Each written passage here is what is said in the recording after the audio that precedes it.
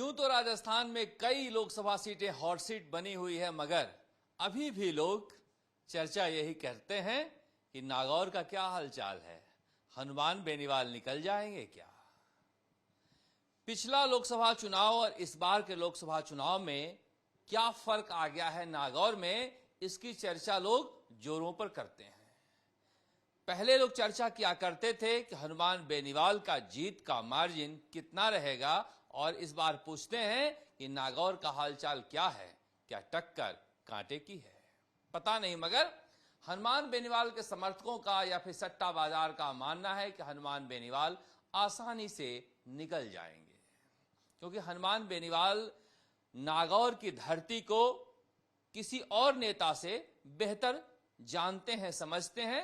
थोड़ा सा फीका इसलिए पड़ गया है कि एक तो कांग्रेस के गठबंधन से चुनाव लड़ रहे हैं, जहां पर कमिटेड वर्कर्स की कमी है, जहां पर जो संगठन के कार्यकर्ता हैं उनका लगाव या फिर उनका झुकाव या फिर समर्पण वैसा नहीं रहता जितना बीजेपी के कार्यकर्ताओं का रहता है। मगर इसके अलावा भी हनुमान बेनीवाल को नागौर के लोग बेहतर समझते हैं, और जो इस बार एनडीए की प्रत्याशी हैं या फिर बीजेपी की प्रत्याशी हैं ज्योति मिर्धा, उनको लेकर हनुमान बेनीवाल लोगों को समझाते हुए नजर आते हैं कि अगर ये जीत जाएंगी तो फिर कहां मिलेंगी, किसे फोन करोगे तुम, दुख सुख में तो हम ही काम आते हैं। देखिए, हनुमान बेनीवाल के बारे में इतना तो कहा जा सकता है कि बहुत सामान्य नेता हैं, कोई भी उनसे फोन पर बातचीत कर सकता है। पहले जो गुस्सा कर लिया करते थे, इस बार तो गुस्सा भी नजर नहीं आ रहा है, और जिस तरह से एक एक व्यक्ति को फोन करके समझा रहे हैं, मना रहे हैं। हालांकि गाहे बगाहे गुस्सा निकल जाता है, किसी को भी गुस्सा आ जाए अगर इस तरह से जिस पार्टी के साथ चुनाव लड़ रहे हैं उनका समर्थन ना मिले तो, मगर इसके बावजूद बेहद संयमित चुनाव लड़ रहे हैं और उनके फटकारे पूरे राजस्थान में गूंज नहीं रहे हैं, इसलिए चर्चा कम हो रही है। अब वो पहले अशोक गहलोत और वसुंधरा राजे के खिलाफ खुलकर बोला करते थे, और जिस भाषा में बोला करते थे उस भाषा की चर्चा खूब हुआ करती थी। मगर विधानसभा चुनाव में जिस तरह से आरएलपी की हार हुई और बड़ी मुश्किल से हनुमान बेनीवाल जीत पाए, उसके बाद मुझे लग रहा है कि सभी लोग कहते थे और हनुमान बेनीवाल को भी ऐसा लगा होगा कि खुद में बदलाव लाना जरूरी है। मगर देखिए, हनुमान बेनीवाल का वहां पर लड़ने का एक मजबूत आधार है। वो तीनों कृषि कानून को काला कानून बताकर एनडीए से बाहर आए थे। अग्निवीर योजना पर सबसे ज्यादा विरोध प्रदर्शन वो मोदी सरकार के खिलाफ किए। इसलिए मुझे लग रहा है कि ये कहना कि कल एनडीए में थे आज इंडिया में हैं, ये चस्पा नहीं होता है। मगर फिर भी ज्योति मिर्धा कई बार से वहां हार रही हैं, इसलिए उनके पक्ष में एक सहानुभूति का फैक्टर है। और ज्योति मिर्धा इस बार पहले की अपेक्षा ज्यादा उग्र नजर आ रही हैं, ज्यादा हमलावर हो रही हैं, और उनकी कोशिश है कि जाट वोट बैंक में हम सेंध लगाएं।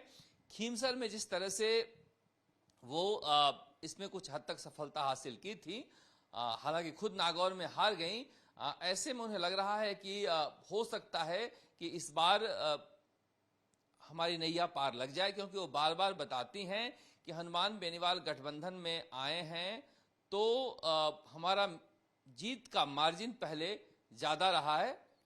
2 बार चुनाव लड़े हैं, दोनों बार हमारा जीत का मार्जिन ज्यादा बढ़ता गया है, इस बार और ज्यादा बढ़ जाएगा। और इस बात को हनुमान बेनीवाल समझते भी हैं, इसीलिए लिहाजा मुकेश भाकर हों या फिर रामनिवास गावड़िया हों या फिर जाकिर गसावत हों, यूनुस खान को भी कहा जा रहा है कि वो फोन करते रहते हैं। इसीलिए तमाम वहां के जो विधायक हैं या फिर हारे हुए चेतन डूडी हैं, उनको लेकर घूम रहे हैं, कोशिश कर रहे हैं कि किसी भी तरह से नावा के महेंद्र चौधरी हैं कि ये जो कांग्रेस का भानुमति का कुनबा है जो कभी एक साथ इकट्ठा नहीं होता, उसको साथ लेकर चलें। वो एक साथ तो आ नहीं सकते, तो जिस जिस विधानसभा में जाते हैं साथ लेकर चलते हैं। मगर फिर भी मैं कह रहा हूं बार बार कि कांग्रेस वाले साथ रहकर भी साथ नहीं रहते हैं, इस बात का भान हनुमान बेनीवाल को हमेशा रखना होगा। और जाट वोट बैंक उनकी साख है, उसे बचाकर वो किस तरह से रखते हैं। जो कहा जा रहा है कि पिछले कुछ दिनों में उसमें टूटन हुई है। इसके अलावा जो एससी समुदाय के लोग हैं उन्हें भी बटोर कर रखना होगा, क्योंकि उनके जो प्रदेश अध्यक्ष थे, हालांकि वो पूरे यूनिट को भंग कर दिए थे, वो भी चले गए हैं पुखराज गर्ग।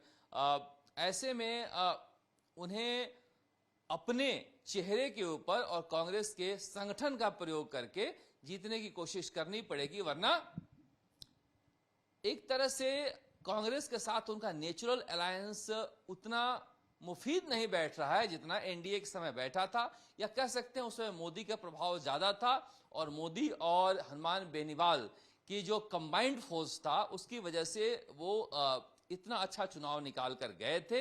इस बार जातिगत आधार पर बंटवारा तो है, मगर उस इलाके में जहां पर देखा जा रहा है कि ऐसा नहीं है कि कांग्रेस के साथ जोधपुर में जाट हैं, ऐसा नहीं है कांग्रेस के साथ अजमेर में जाट हैं, ऐसा नहीं है कि नागौर में पूरी तरह से कांग्रेस के साथ जाट हो। उस इलाके में थोड़ा सा जाट वोट बैंक की समस्या है।